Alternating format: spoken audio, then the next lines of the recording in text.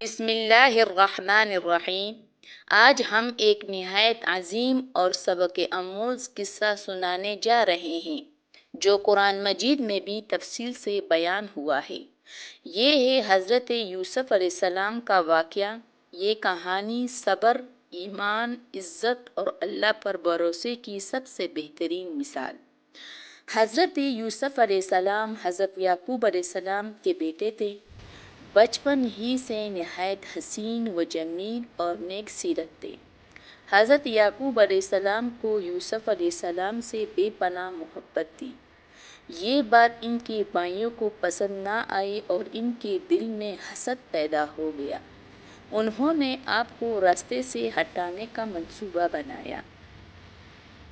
بھائیوں نے یوسف علیہ السلام کو ایک دن اپنے ساتھ لیا اور بیابان میں لے جا کر انہیں ایک گہرے کنویں میں ڈال دیا، مگر اللہ کی حفاظت ہمیشہ یوسف کے ساتھ رہی۔ کچھ قافلہ والے وہاں سے گزرے اور یوسف علیہ السلام کو کنویں سے نکالا۔ انہوں نے آپ کو مصر لے جا کر غلام کے طور پر بھیج دیا۔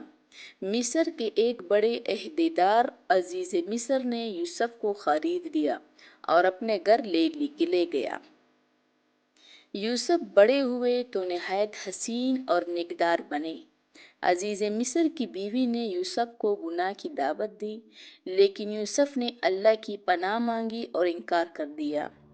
یوسف بے گناہ ہونے کے باوجود قید خانے میں ڈال دیے گئے۔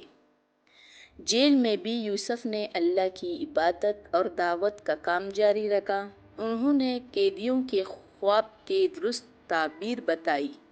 یہیں سے یوسف کی شہرت بڑھنے لگی۔ ایک دن بادشاہ نے عجیب خواب دیکھا۔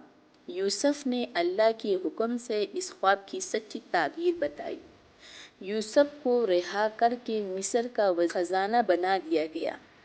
قحط کے زمانے میں یوسف کے بھائی غلہ لینے مصر آئے۔ یوسف نے انہیں پہچان لیا مگر وہ یوسف کو نہ پہچان سکے۔ بعد میں یوسف نے اپنے راز ظاہر کیا اور وہ بھائی شرمندہ ہوئے، لیکن یوسف نے کہا آج تم پر کوئی الزام نہیں، اللہ تمہیں معاف کرے۔ یوسف نے اپنے والد یعقوب کو بھی بلا لیا۔ سالوں بعد باپ اور بیٹے کی ملاقات ہوئی۔ یہ ملاقات خوشی اور اللہ کے شکر سے بھری ہوئی تھی۔ حضرت یوسف علیہ السلام کی پوری زندگی ہمیں یہ سکھاتی ہے کہ مشکلات میں بھی صبر، ایمان اور اللہ پر بھروسہ کبھی ضائع نہیں ہوتا۔ اللہ اپنے بندے کو آخرکار عزت و کامیابی عطا کرتا ہے۔